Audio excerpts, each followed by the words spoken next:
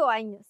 Russia Ukraine రణరంగంలో ప్రాణాలు కోల్పోయిన తమ వాళ్ళను చూసి కన్నీరు మున్నీరు అవుతున్న రష్యన్ ఫ్యామిలీస్ ఇప్పుడు ఒక విచిత్రమైన టెక్నాలజీ వైపు అడుగులు వేస్తున్నాయి.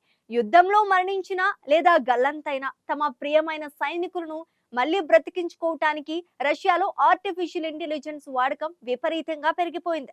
చనిపోయిన సోల్జర్స్ ఫోటోలు, పాత వీడియోలను ఏఐ టూల్స్ లోకి పంపి వాళ్ళు మళ్ళీ బ్రతికి ఇంటికి వచ్చినట్లు, ఫ్యామిలీ మెంబర్స్ ను హగ్ చేసుకున్నట్లు క్రియేట్ చేస్తున్న ఎమోషనల్ వీడియోలు ఇప్పుడు సోషల్ మీడియాలో షేక్ చేస్తున్నాయి. టెక్నాలజీ అండ్ హ్యూమన్ ఎమోషన్స్ నడుమ సాగుతున్న ఈ వింత ప్రయోగం పూర్తి వివరాలు ఈ స్పెషల్ స్టోరీలో చూద్దాం.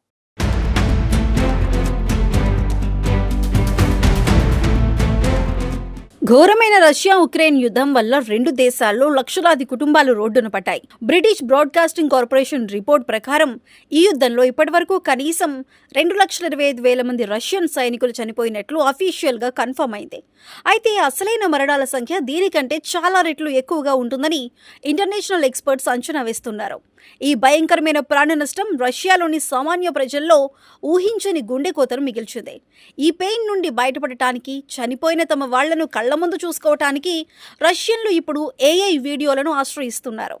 గడిచిన జూలై 2025 నుండి ఇలాంటి వేలాది ఏఐ జనరేటెడ్ వీడియోలు రష్యన్ సోషల్ మీడియా ప్లాట్ఫామ్స్ పై వైరల్ అవుతున్నాయి.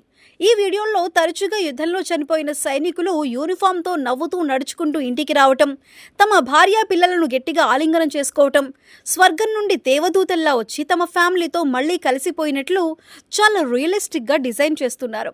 ఈ వీడియోలన్నీ రష్యన్ సైనికులను, తమ దేశాన్ని, కుటుంబాన్ని కాపాడిన గ్రేట్ హీరోలుగా ఎలివేట్ చేస్తున్నాయి. అయితే ఇక్కడే ఒక పెద్ద కాంట్రవర్సీ నడుస్తోంది. ఈ ఏఐ వీడియోలు కేవలం రష్యన్ల ఎమోషన్స్ చూపిస్తున్నాయి తప్ప ఉక్రెయిన్లో రష్యా సైన్యం చేసిన విధ్వంసాన్ని, అక్కడ చనిపోయిన అమాయక బాధితుల గురించి ఎక్కడా ప్రస్తావించడం లేదు. దీంతో ఉక్రెయినియన్ల నుండి ఈ వీడియోలపై తీవ్రమైన విమర్శలు వస్తున్నాయి. ఇదంతా రష్యా చేస్తున్న ఒక రకమైన డిజిటల్ ప్రోపగాండా అని వాళ్ళు మండిపడుతున్నారు. ఇక రష్యాలో ఈ ట్రెండ్ ఏ రేంజ్లో ఉందంటే, కాట్యాజిన్ అనే ఒక రష్యన్ బ్లాగర్ యుద్ధంలో మిస్ అయిన తన సైనికుడైన భర్త పాత ఫోటోలతో ఇలాంటి ఎన్నో భావోద్వేగ ఏఐ వీడియోలను క్రియేట్ చేసింది.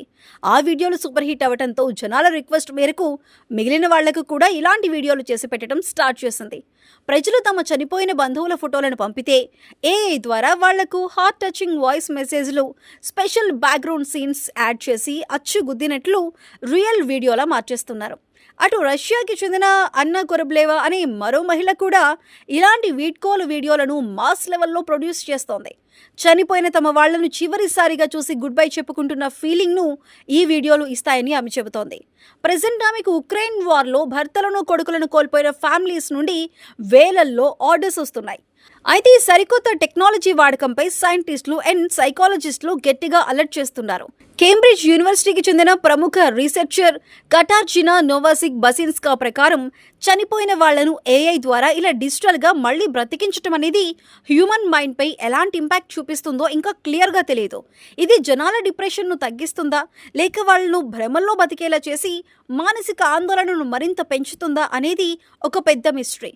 ఇదొక dangerous social and technological experiment అని ఆమె అభివర్ణించారు. మరోవైపు రష్యాలో ఈ వీడియోలను తయారు చేయడానికి క్రియేటర్స్ 200 రూబల్స్ నుండి మొదలుపెట్టి ఏకంగా 10,000 రూబల్స్ వరకు వసూలు చేస్తున్నారు. కొంతమంది ఏఐ క్రియేటర్స్ ఈ డెడ్ బాడీస్ బిజినెస్ ద్వారా లక్షల్లో మనీ సంపాదిస్తున్నారు.